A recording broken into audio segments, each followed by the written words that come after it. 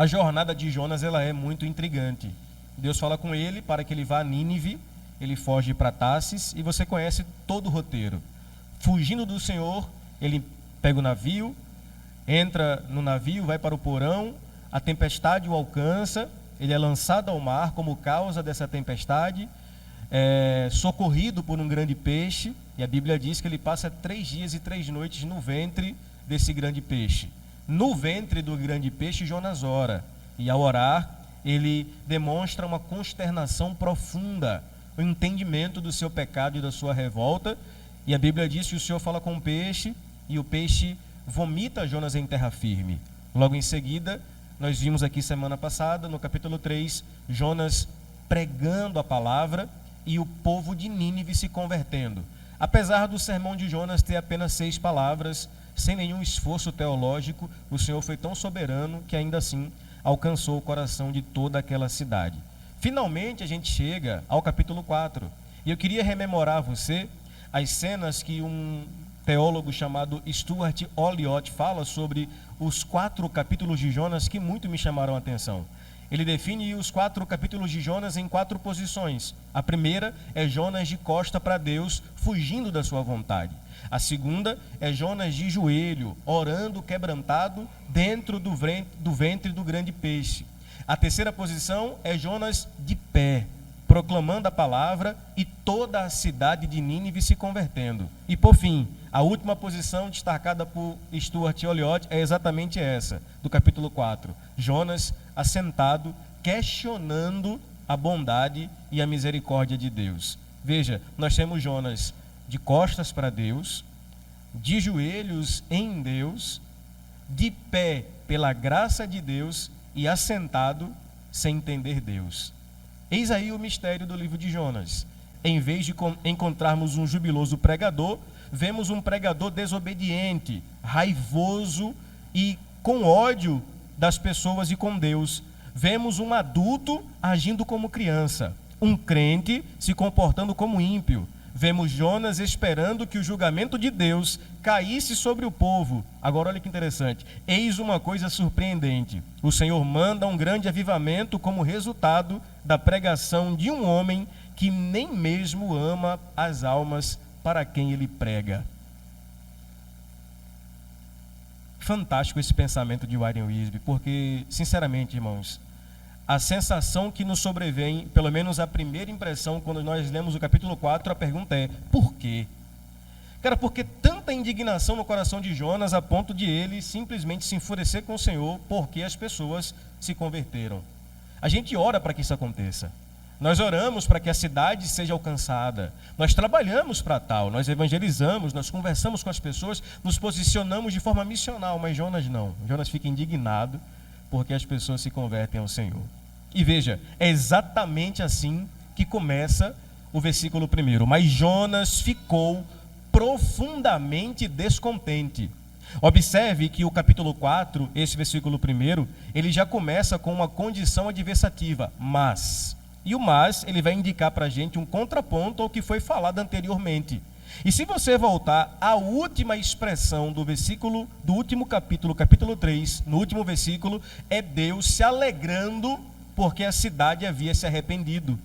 Aí o capítulo posterior, 4, no primeiro versículo diz, mas isso deixou Jonas profundamente enfurecido. Irmãos, Deus havia perdoado generosamente os ninivitas. Em contrapartida, Jonas ficou extremamente furioso exatamente por essa razão. E eu queria pensar com você exatamente sobre essa possibilidade. O texto hebraico indica que Jonas ardeu em fúria contra o Senhor. E é interessante, meus amados irmãos, é que quando nós olhamos para essa atitude de Jonas, a pergunta que vem é a seguinte: por que que a pomba se transforma em falcão se tratando dos ninivitas? Porque lembra, o nome de Jonas significa o quê? Pomba. E pomba fala de uma mansidão, sensibilidade, mas quando se trata dos ninivitas, Jonas se torna um falcão raivoso, furioso e indomável. E ele se arde em fúria, não só contra os ninivitas, mas essa fúria também é projetada em Deus, porque não tem como escapar.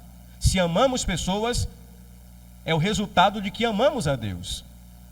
Mas se odiamos pessoas, Não há outra perspectiva. É porque também nós odiamos Deus. Já diz o Novo Testamento que é impossível você dizer que ama a Deus que não vê e que odeia o seu irmão ao qual você vê. É proporcional. Agora, veja, meus amados irmãos, Jonas se sente indignado porque ele tinha na sua ótica razões para tal. E aqui você vai entender finalmente, irmão Nivaldo, por que Jonas ele fugiu do Senhor.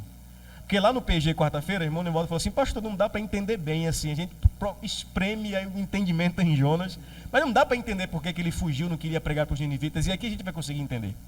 Veja, irmãos, olha que interessante. Se você for ao segundo livro de Reis, capítulo 14, versículo 25, lá, Jonas, esse mesmo Jonas, profetiza que Israel teria uma expansão territorial muito grande, que chegaria aonde? Em Nínive. Então veja, quando Deus fala assim, ó, vá a Nínive e pregue, e quando Jonas vê que o povo se converte quando ele prega, Jonas fica enfurecido porque ele pensa, deu errado a profecia. Ele havia profetizado que a nação seria exposta, ou haveria uma expansão territorial de Israel.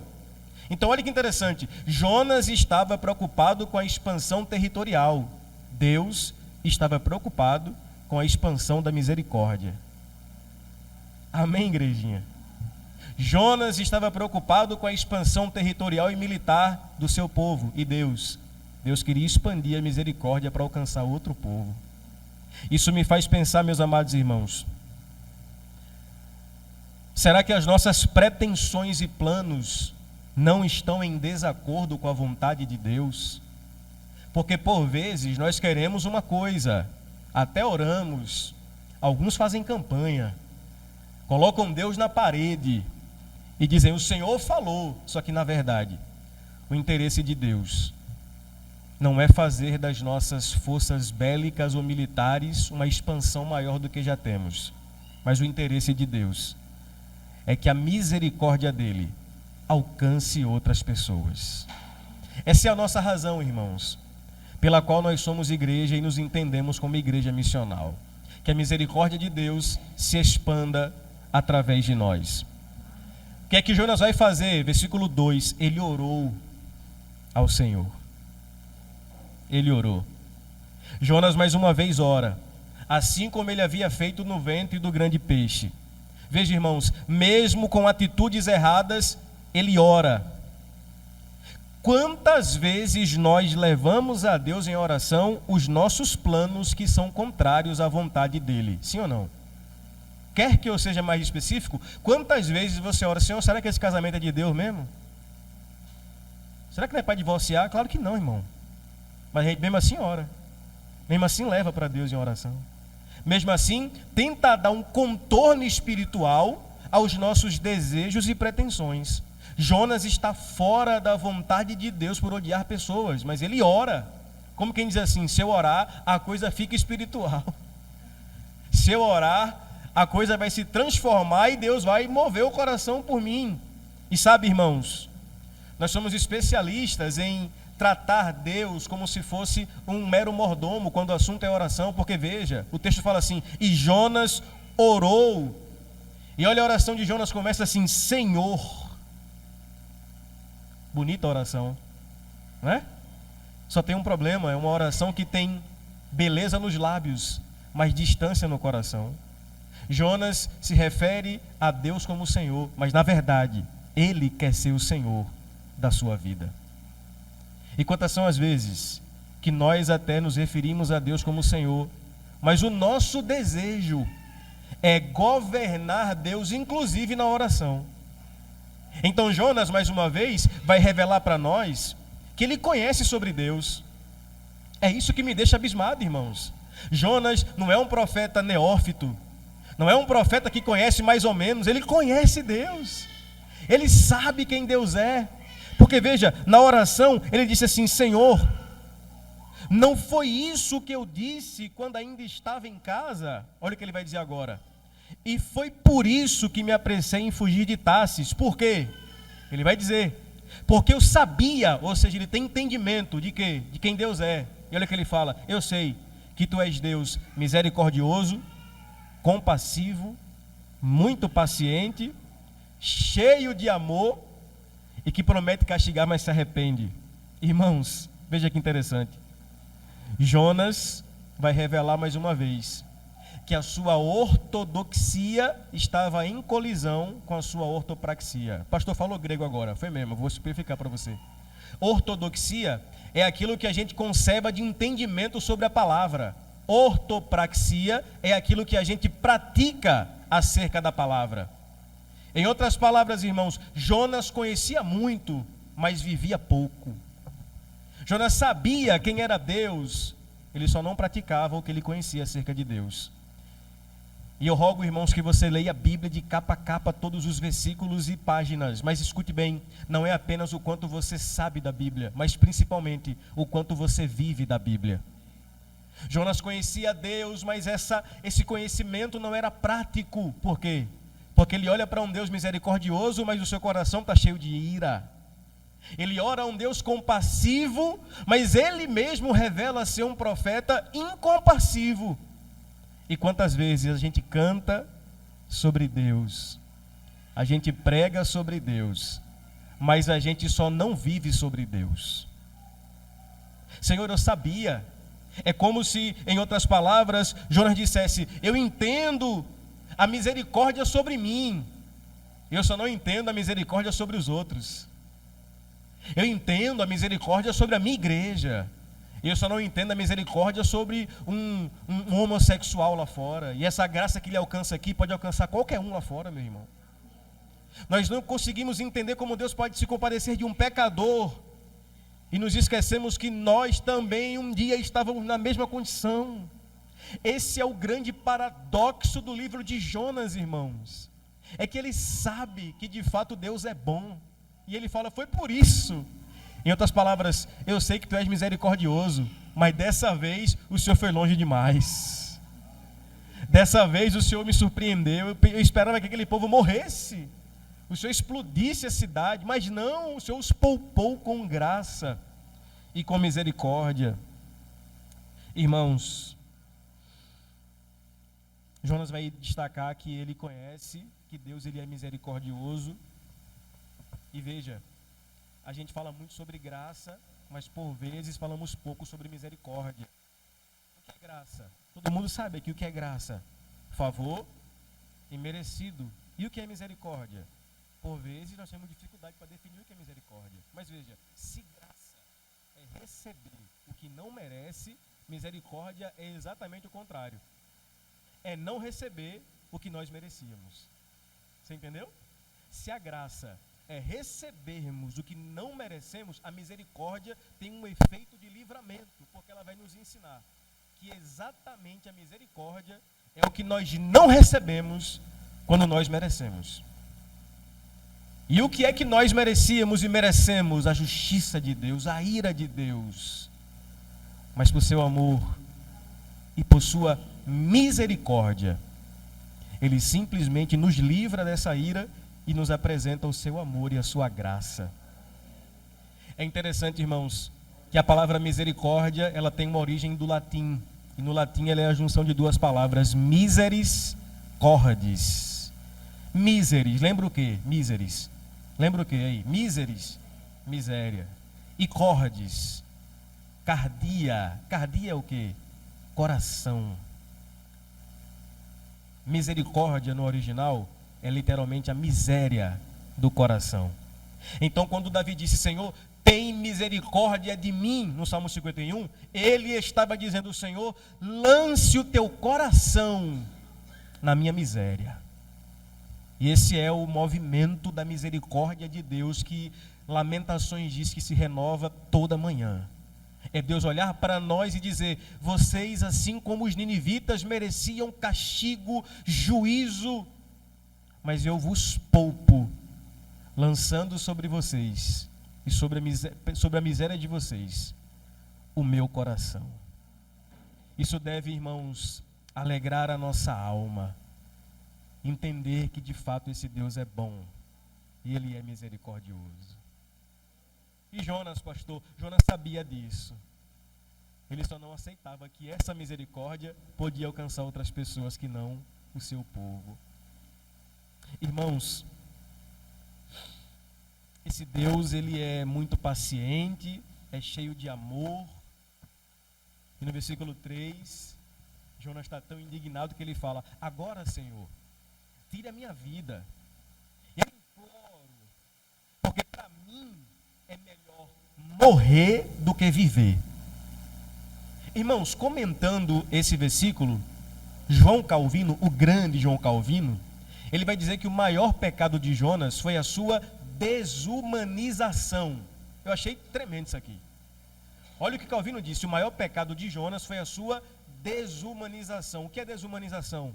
É quando alguém se torna extremamente religioso, legalista, a ponto de não sobrar fragmentos humanos nesse alguém que se diz humano. Jonas queria morrer porque ele não aceitava a misericórdia de Deus sobre os outros. E a pergunta é: para onde é que a nossa religiosidade tem nos levado? A pergunta de Calvino, a pergunta do texto para nós hoje é exatamente essa: será que existe um pouquinho de ser humano aí dentro? Ou no processo de espiritualidade utópica, igrejeira, tribal, que não entende que Deus pode salvar outros, a gente se perdeu enquanto humano, na tentativa de sermos seres espiritualizados e não espirituais? Porque tem gente que parece anjo, não é? É quase um serafim. Você fala com o cara, você se arrepia todo. A pergunta é: será que tem ser humano aí dentro? Será que restou, Jonas, em você graça e a misericórdia que você disse que conhece de Deus? Porque, Jonas, como é que você fala que prefere morrer do que ver a misericórdia em ação? Irmãos, que tipo de espiritualidade é essa? E veja, o problema de Jonas é o problema de todo homem, porque o problema dele é teológico. A gente viu aqui, Jonas conhecia muito de teologia, mas ele não conseguia praticar a sua teologia. Mas também é um problema de coração. E Calvino, mais uma vez, diz que o problema do homem é dois: é teológico e é de coração. Nós temos uma teologia equivocada, enquanto o nosso coração também é um coração que é uma verdadeira fábrica de ídolos. Jonas estava disposto a descartar seu relacionamento com Deus se ele não conseguisse o que queria. Isso parece muito a gente, sim ou não? Sim ou não, irmãos? Porque parece muito comigo. Quantas vezes eu falo: Senhor, se não for do meu jeito, ó, nossas relações estão cortadas. Só falo com o Senhor agora no que vem. Quantos de nós exigimos de Deus coisas e por vezes até ameaçamos Deus: se não me der, não vou mais para a igreja. Se não me der, se não fizer como eu quero, também pode esquecer que eu existo. É exatamente, pastor Fábio, o que Jonas está fazendo. Porque veja, irmãos, aqui nós vamos perceber que Jonas, mais uma vez, está dando vazão aos seus ídolos. Por quê? Porque o amor de Jonas pelo seu povo agora já estava em rivalidade contra Deus. Escute isso aqui, irmãos: enquanto houver algo mais importante que Deus para o seu coração, você vai ser como Jonas, hipócrita e incoerente. Pastor, que palavra dura num domingo desse, cheio de visitante. Ô irmão, vai se acostumando, viu? Aqui é meio tenso aqui. Mas essa é a verdade, irmão. Não posso falar outra coisa aqui para você, não vou mentir para você. Mas enquanto houver algo mais importante no seu coração do que Deus, você vai questionar, você não vai entender, você vai até saber, só não vai viver. Pastor, e esse algo no meu coração que é mais importante que Deus, a Bíblia chama, dá nome para ele dar. Que nome é? Idolatria. E eu vou fazer eco ao que disse aqui o pastor Fábio. Irmãos, a nossa espiritualidade ela é muito rasa. Parece que a gente só se encontra com Deus aqui. 2 horas de culto para nós parece que é o suficiente. Eu estava hoje estudando a biografia de um homem de Deus, que Walter falou dele essa semana, eu me despertei. John Bunyan, pastor batista, que escreveu o livro mais famoso do mundo depois da Bíblia, que é O Peregrino. E John Bunyan, quando ele se converteu, ele disse que ia para a igreja 2 vezes na semana, pastor? Não, por dia. E a gente se esforça para vir um culto na semana e acha muito. A gente acha que está fazendo um favor para Deus. E quando vem, a gente ora aqui, louva aqui, canta aqui, lê a Bíblia aqui e esquece de fazer tudo isso a semana inteira. Por quê? Porque a nossa fé se acostumou a ser performática. E quando os ídolos que domam o nosso coração são mais dominadores do que o senhorio de Deus, alguma coisa está errada, irmão. Ou Deus é o Senhor da nossa vida, ou alguma outra coisa é o Senhor dela. Jonas não entende isso, e é por isso que ele vive essa paranoia. Esse é um cabra doido, Jonas, né? Quando eu leio o livro de Jonas, eu falo assim, que cara doido é esse aí? Era só ir pregar, era só pegar o jumentinho, montar, a todo tempo querendo morrer, se vitimizando, cheio de mimimi.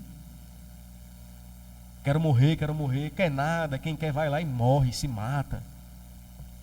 Fazendo um charminho para Deus. E Deus? E Deus nisso tudo? Ai, irmãos, eu gosto de Deus demais. Esse Deus não é gente, viu, Vinícius? Esse Deus é Deus mesmo. Porque veja, olha como é que Deus vai tratar, pastor Fábio, versículo 4. O Senhor lhe respondeu. Com o quê? Uma pergunta. Deus só faz assim. O homem está cheio de questionamento, como Jó. Não entendo o meu sofrimento e tal. Aí Deus começa a responder os questionamentos de Jó, não com exclamações, mas com interrogações. Jó, onde é que você estava quando eu construí o mundo? Onde é que você estava quando eu soprei as estrelas no céu? Onde é que você estava quando eu fiz tudo isso? É como se Deus dissesse, você veio para cá para ter essas respostas rápidas, tipo caixinha de Instagram. Não tem caixinha de Instagram? Pergunta aqui, aí o povo pergunta, o povo responde. Com Deus não é assim não. Com Deus você pergunta, ele pergunta de novo. Senhor, por que os ninivitas e tal, e Deus? Você tem alguma razão para estar irado? E veja, irmãos, a essa altura, o texto de Jonas ele vai ganhar um novo elemento, digamos que literário.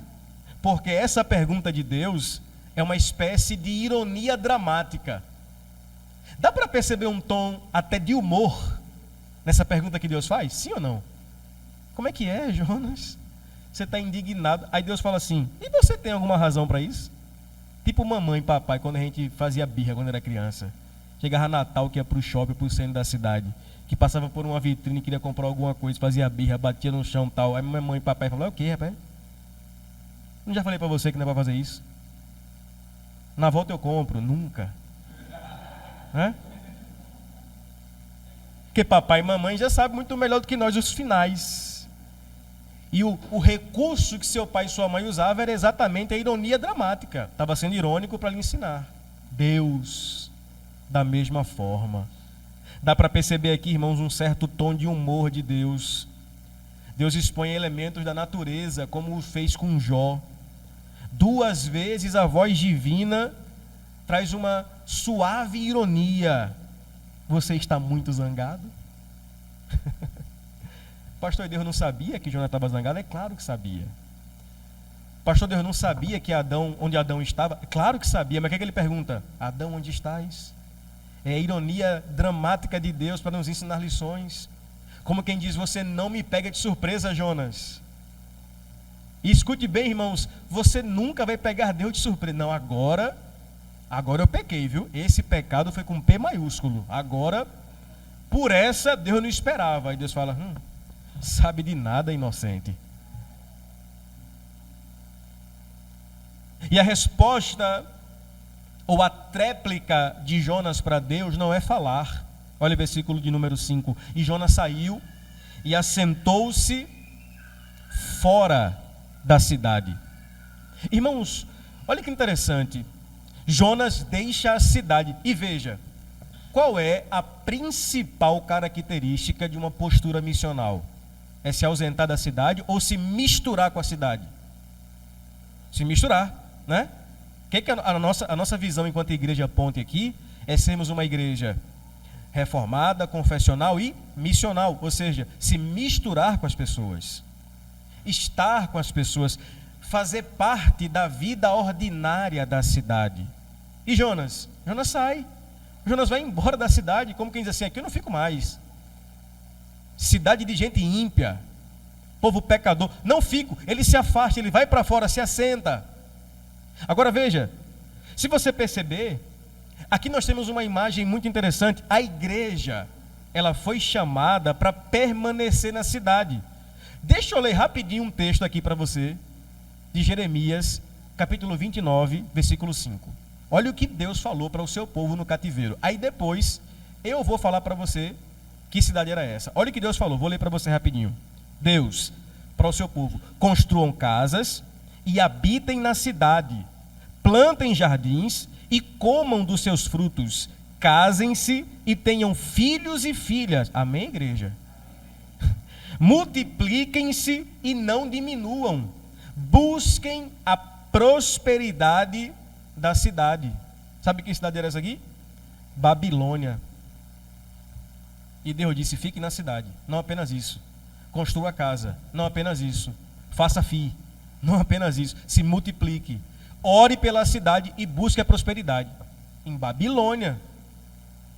E a gente aqui em Aracaju, ô cidade atribulada, misericórdia, sobe monte para repreender o inimigo da... Irmão, que nada, meus irmãos. Olha que postura missional de Deus para conosco. Deus se importa com a cidade, pastor Fábio, a ponto de dizer assim: é Babilônia, é lugar de idolatria, pecado, cativeiro, mas ainda assim é lugar de multiplicação para os meus filhos. Ainda assim é lugar de prosperidade e paz para os meus filhos. E Jonas se afasta, Jonas sai da cidade. Jonas é aqueles crentes que sobe o monte para profetizar contra o valente da cidade. E se você perceber, o texto vai dizer que Jonas se assenta com expectativa. Qual? Para ver o que aconteceria com a cidade. Vamos pensar aqui rapidinho. O que Jonas estava esperando que acontecesse? Uma bomba atômica pegasse lá e explodisse. Sei lá, um busca-pé pegasse o povo lá. Mas alguma coisa tinha que acontecer. Tipo assim, não, peraí. Deus perdoou, salvou.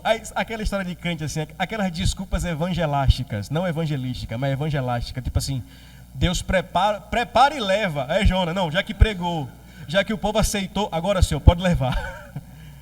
Alguma coisa vai acontecer. Pois é, Jonas, alguma coisa vai acontecer, mas não no povo, em você. Não nas pessoas que você tanto despreza, Jonas, mas em você. Ô Jonas, ele vai, irmãos, em outras palavras, ao esperar a destruição da cidade, colocar Deus contra Deus.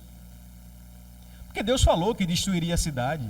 Mas lembra que o verbo destruir no hebraico tanto serve para destruir quanto serve para transformar? Então Jonas falou assim: o Senhor falou que ia destruir, então vou aguardar. Vou sentar aqui, vou botar aqui o meu cropped e vou esperar a coisa acabar com tudo agora aí. Vai acabar, vai destruir. A expectativa de Jonas era a destruição. A perspectiva de Deus era a transformação. Agora veja, irmãos, Jonas se assentou para ver a destruição da cidade, enquanto Jesus, que é o profeta maior que Jonas, olhou para a cidade do alto e chorou por causa das almas perdidas. Lembra dessa história? Ele olha para Jerusalém e disse: ah, Jerusalém, como eu quisera trazer você para perto como uma galinha acalenta os seus filhos embaixo das suas asas. E ele chora pelo pecado da cidade. Jesus fez o que Jonas não fez. Se Jonas esperava a cidade ser destruída, Jesus chorava pelo pecado produzido na cidade.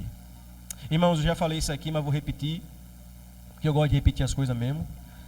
Mas eu lembro, pastor Fábio, quando o senhor falou comigo a despeito de plantação de igreja, eu não conseguia dormir, irmãos. Eu não conseguia dormir. Eu andava por essas ruas aqui do Industrial e as lágrimas vinham aos meus olhos. Eu chorava, Deus me colocou numa crise tremenda, irmãos. Eu nunca chorei tanto quanto eu chorei em 15 dias. Tentando relutar, fugir. Mas para onde eu ia, eu via tanta igreja, tanta placa, mas tão pouco do Evangelho de Jesus, irmãos. Tão pouco da palavra do Senhor. E eu me lembro das lágrimas que eu derramei naquele tempo. Eu lembro que uma vez eu fui num cliente, fechar uma venda com ele, conversando com o cliente e tal, e minha cabeça, implantação de igreja, ele falando comigo e tal, eu não lembro de nada. Eu só lembro quando ele falou assim, negócio fechado. Eu falei, amém. Aí saí dele, vim aqui essa avenida aqui da Orlinha do bairro Industrial, chorando, olhando as pessoas. Parei, conversei com a pessoa ainda, falei do evangelho de coisa rápida. Quando eu cheguei em casa, pastor Fábio, eu lembro como hoje. Eu abri o YouTube, estava tendo uma live ao vivo de um canal chamado Bibotalk, um podcast de teologia, BTcast. E o tema da live era plantação de igreja. E eu lembro que o Rodrigo Bibo falou assim, a gente nunca fez um BTcast, um podcast falando sobre esse assunto, nós vamos falar hoje. Eu falei, não é possível, cara. Eu lembro que estava o Rodrigo Bibo, um outro pastor que agora eu não lembro, e um pastor que eu amo muito, um pastor brasileiro chamado Igor Sabino. Aliás, Igor Pensar. E ele falou o seguinte no final da live, assim, eu falei, e eu vinha no carro pensando assim, Senhor, confirme alguma coisa, fale comigo, tipo Gideão, tipo crente, tipo você, né? Tipo nós. Senhor, fale comigo, confirme. Aí no final da live eu lembro que ele falou assim, irmão, se você está ouvindo essa live e está pensando em plantar a igreja, não pense duas vezes. Vá. Porque as lágrimas que você tem derramado pela cidade, Deus está vendo. Eu falei, meu Deus. Qual é a nossa postura, irmãos, diante da cidade? Ou nós fazemos como Jonas, declaramos a destruição, ou nós fazemos como Cristo, nós choramos pela cidade e nos compadecemos dela. Jonas queria destruição, Jesus chora porque ele ansiava pela restauração. No versículo 6, Deus mais uma vez mostra a sua soberania. Então o Senhor Deus fez crescer uma planta sobre Jonas. Interessante, né, irmãos? Deus é soberano no livro de Jonas. Deus no livro de Jonas controla o vento, as águas, o peixe, a planta, daqui a pouco o verme. O único que quer se controlar sozinho é Jonas. Mas ainda assim, Deus é soberano e está sob o controle até do profeta inquieto. Deus faz uma planta surgir, e o texto vai dizer que essa planta era uma espécie de mamona, e essa planta, ela tem por característica o crescimento muito rápido, e também as suas folhas são grandes o suficiente para proporcionar sombra. E diz a Bíblia que Jonas se alegra pela sombra. Ele fica feliz porque tem sol, mas Deus faz uma planta surgir, tem sombra e tal. Era uma alegria vaga, irmãos. Era uma alegria sem sentido. Jonas podia estar feliz porque uma cidade inteira se converteu. Não, mas ele está feliz com uma coisa inútil. Irmãos, eu fico pensando exatamente sobre isso. Onde é que está, irmãos, o nosso senso de sentimento? É por isso que Calvino falou que Jonas foi se desumanizando. Por isso. Por quê? Porque a nossa proporção em nos alegrar e em chorar, por vezes, está depositada em coisas equivocadas. Jonas teve a oportunidade de se alegrar por pessoas que se converteram, mas está feliz por uma planta que todo respeita a planta. Tem alguém aqui do Greenpeace aqui não, né? Alguém aqui de ONG e tal, por favor, não venha para cá não, né? Mas com todo respeito à planta. 120 mil pessoas se converteram e o cara está feliz por uma planta que faz sombra. Só que Deus é Deus, irmão. Versículo 7 diz, mas na madrugada seguinte, Deus mandou uma lagarta para atacar a planta de modo que ela secou. A planta seca, a alegria de Jonas também. E o que é interessante é que Jonas ficou indignado. Veja, até um mísero verme está sob o controle e a soberania de Deus. O texto fala que ainda veio um vento oriental. Quem mandou o vento? O Senhor. O Senhor é soberano. Só que Jonas, mais uma vez, quando vê que a planta secou, deseja morrer. Ô homem para gostar de querer morrer. Tudo dele, vou morrer, não dá mais. Tem gente assim? Tem. Tem gente nesse estado, irmãos. Em que sentido? Ele acha que a luta é só dele. Tem gente que fala assim para mim, pastor, só eu luto por esse casamento. Só eu luto por essa família. Pastor, só eu luto por essa casa. Só eu luto por essa igreja. Só eu, só eu, só eu. É tipo Elias, Senhor, sem mim nada poderás fazer. Eu quero morrer, por quê? Porque a minha fonte de alegria secou, a árvore secou. Veja, irmãos, mais uma vez, Jonas revela a sua tábua de valores farisaica e hipócrita. Ele quer morrer porque Deus secou uma planta, mas não se importa que Deus salve uma cidade inteira.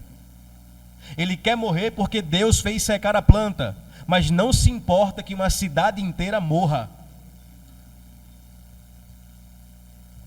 Irmãos, eu vou falar uma coisa para vocês aqui. A gente vive um tempo estranho. É ou não é? A gente vive, pastor Fábio, o tempo dos pais de pet. Pelo amor de... Irmão, onde é que a gente vai parar? Os caras botam no Instagram, sou pai de pet, com um cachorro. Essa semana eu vi no Instagram uma família ao redor assim, um caixão. Eu falei, um velório. Morreu um parente, alguém. Um cachorro no caixão. E todo mundo chorando. Tem até plano funerário para cachorro. Mas com todo respeito a cachorro. Eu não tenho nada contra. Né? Você tem o seu totó que você ame. Até porque, leia o Salmo 134, outros salmos na Bíblia.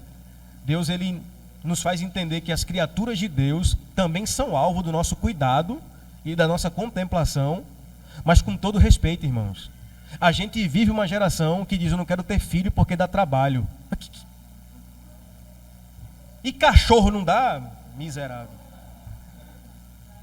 Cachorro é atribulado, meu irmão. Ele caga a casa toda. Rasga sofá. Derruba a visita. Sobe na mesa. Cachorro é cachorro. Então não... Mas qual é a lógica? Tipo assim, não, eu não quero ter filho, porque filho traz muita responsabilidade. Mas é por isso que você é homem, filho de Deus. Para exercer responsabilidade. Tem mulher, pastor Fábio, que você fala assim, minha irmã, olha, vai ser mãe, você vai ser... Ela repreende, está repreendido. Como assim, mano? Pelo amor de Deus. Eu sou de um tempo em que dizer para uma mulher assim, você vai ser mãe, ela falava, é isso mesmo que eu quero, o sonho da minha vida. A gente brinca assim, irmãos, mas tem uma lógica maligna muito estranha, onde as pessoas estão amando coisas e usando pessoas, invertendo a lógica. Então, irmãs, quando alguém falar aqui que você vai ser mãe, não diga amém, não diga tríplice amém. E vocês, varão, venha sábado, viu? Sábado aqui a gente vai quebrar o pau aqui na masculinidade. Isso é coisa de Deus, viu? Cadê os homens aqui? Deixa eu ver aqui. Levanta a mão. Quem é que tem que vir? Quem tem que vir? Quem é homem? Se você está em dúvida, venha também. E aí você não vai ter mais dúvida, né? Então veja, irmãos, aonde é que está a nossa tábua de valores? Jonas se importa com a planta, mas não se importa com gente. Veja, irmãos, o que Jonas precisava entender é que tanto as plantas como os ninivitas eram obra das mãos de Deus, e Deus se importa com aquilo que ele cria. É tanto que Deus responde a Jonas, você tem alguma razão para estar furioso, mais uma vez, por causa da planta? E Jonas fala, sim, tenho, estou furioso a ponto de querer morrer. Mas o Senhor lhe disse, você tem pena dessa planta? Embora não a tenha podado, nem a tenha feito crescer. Ela nasceu numa noite e numa noite morreu. O que Jonas queria, irmãos, era usar as pessoas de Nínive para mostrar que ele era devoto a Deus. E aqui, irmãos, eu queria que você pensasse comigo, que no versículo 11, já para nós concluirmos, olha o que vai dizer o texto. Deus fala no versículo 10, você tem pena da planta, embora que você não tenha podado, nem a tenha feito crescer, ela nasceu numa noite, morreu numa noite. Aí o versículo 11, contudo, Nínive tem mais de 120 mil pessoas que não sabem distinguir a mão direita da esquerda. Irmãos, esse é o texto auge do livro de Jonas. Olha o que Deus falou para Jonas: Jonas, o seu juízo de valor está muito equivocado, porque você está se importando com a planta, enquanto tem 120 mil, ainda que fosse uma pessoa, irmão, né? Ainda que fosse uma, ainda assim, Jonas, você está muito equivocado. Porque, irmãos, o que Deus, em outras palavras, estava falando para Jonas era o seguinte: Jonas, você chora por plantas, eu choro por pessoas. Você chora por planta, eu choro por gente. Você se importa com planta, eu me importo com pessoas. Deus se compadece de pessoas. E eu quero concluir, irmãos, voltando ao assunto de plantação de igreja. E enquanto eu estiver aqui e você vê essa carequinha brilhando aqui com essa barba aqui, é esse assunto que você vai... Irmão, eu cheguei à conclusão que o meu estilo, Walter, você está querendo vir para o meu caminho. Estou percebendo aí, tá bem. Continue assim. Continue assim que você vai longe. Eu cheguei à conclusão que meu estilo, ele é bíblico, pastor Fábio. Qual é o estilo meu, de Walter, do meu pai ali, da de Cavanhaque e tal? É o estilo Jó. Deus me deu, Deus tomou, né? Bendito seja o nome do Senhor. Gostou, né, Walter? Agora... Mas enquanto, irmãos, eu estiver aqui, é sobre plantação de igrejas que nós vamos enfatizar. Irmãos, Jonas vai revelar o porquê de nós não nos importarmos sobre plantação de igreja. Por quê? Porque nós estamos ocupados demais com os nossos ídolos interiores. Já parou para pensar que o pastor Fábio falou algo aqui, irmãos, que talvez passe vago na cabeça de muita gente aqui, mas na minha não. E o que ele falou aqui foi um juramento que eu falei assim: meu Deus, é isso que eu preciso ouvir. Ele falou que Adam está vindo aí para quê? Quem lembra? Para ser um missionário e gastar a vida dele em prol do evangelho.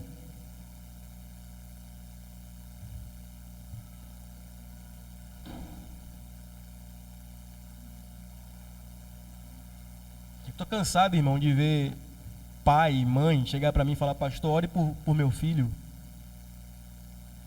Ô, irmão, para quê? Não, porque meu filho vai fazer faculdade, vai ser médico. Amém, que ele seja. Pastor, ore por meu filho para que ele seja advogado. Amém, que ele seja. Mas eu estou esperando um pai e uma mãe chegar e falar: pastor, ore por meu filho, porque ele vai para o seminário aprender a Bíblia e ser pastor. Tem muito ídolo em nós, irmão, que não nos permite acreditarmos e enviarmos o que nós temos para a missão de Deus. Eu estava conversando com Sara, minha filha, que desde os 13 anos de idade, irmão, eu sabia o que eu seria pastor. E hoje em dia, irmãos, a gente vive tudo menos a missão de Deus. Nós temos tempo para tudo, menos para plantação de igreja. E plantação de igreja, irmão, não é só abrir um templo, é plantar Cristo na vida das pessoas.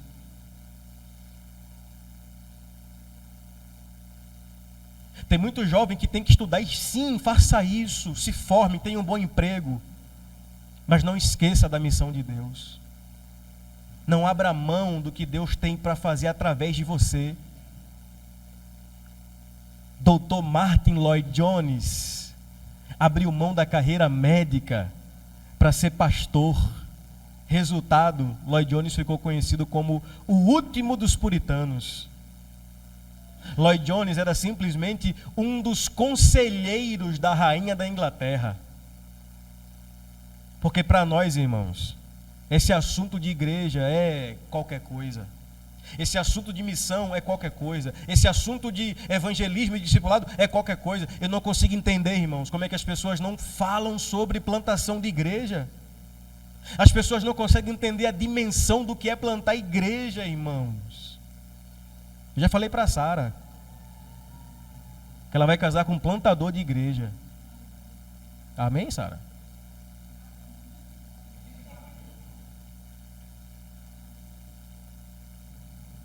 E eu vou me alegrar, irmãos, quando o seu filho se formar, for advogado, for médico, for juiz, for jogador de futebol, astronauta. Mas com certeza o céu celebrará um dia que você fizer como Ana e dizer: Senhor, é teu, está aqui no teu altar. Por que é que nós não queremos plantar igreja, irmãos? Se Deus olhou para aquele povo e disse: Jonas, esse povo não sabe discernir entre a mão direita e a esquerda. Não é que o povo era burro, não, irmãos, é que o povo estava cego espiritualmente. Como é que a gente consegue ficar em paz sabendo que tem vizinho nosso que está cego espiritualmente?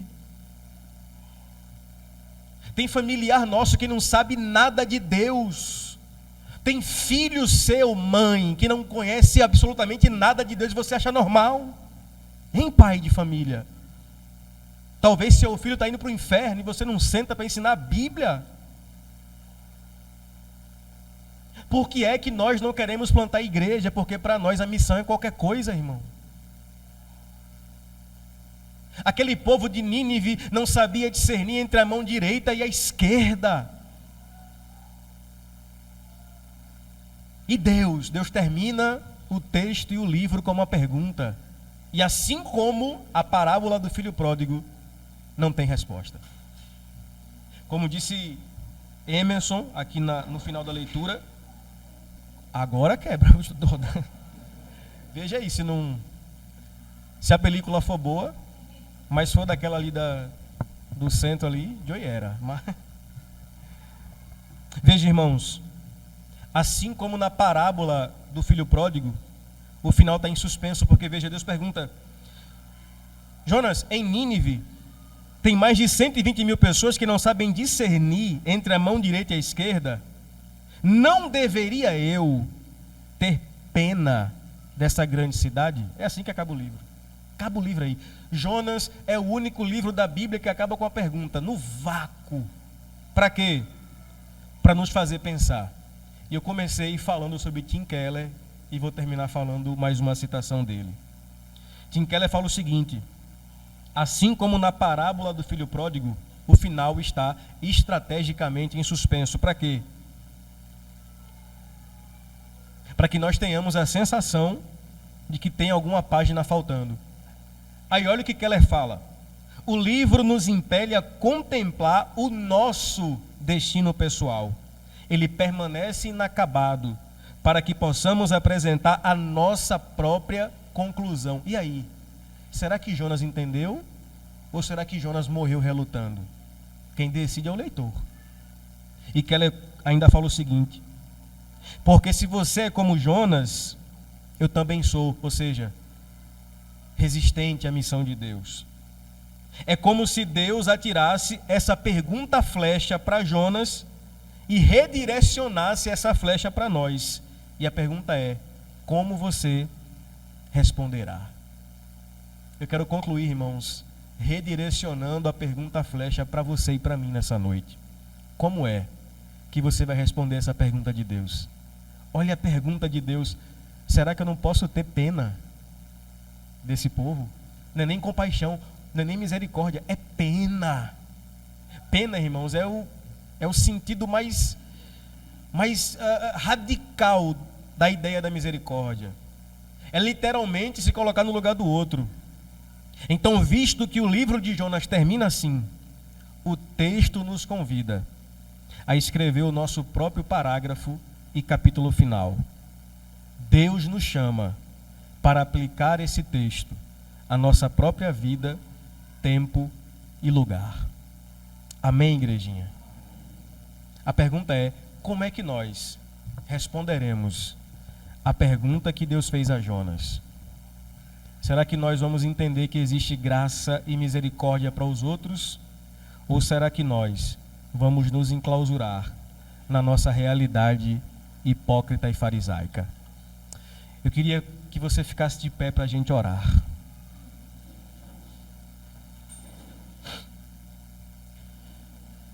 Pastor, sobre o que fala o livro de Jonas, sobre missão. Missão. A missão de Deus, irmãos, é alcançar uma cidade pecaminosa. Nós vamos reagir agora a esse sermão, orando, cantando, talvez chorando, mas sobretudo eu quero desafiar você a entender que a partir daquela porta para fora está o seu maior campo missionário. Amém, irmãos? Essa é uma noite missionária para o seu coração.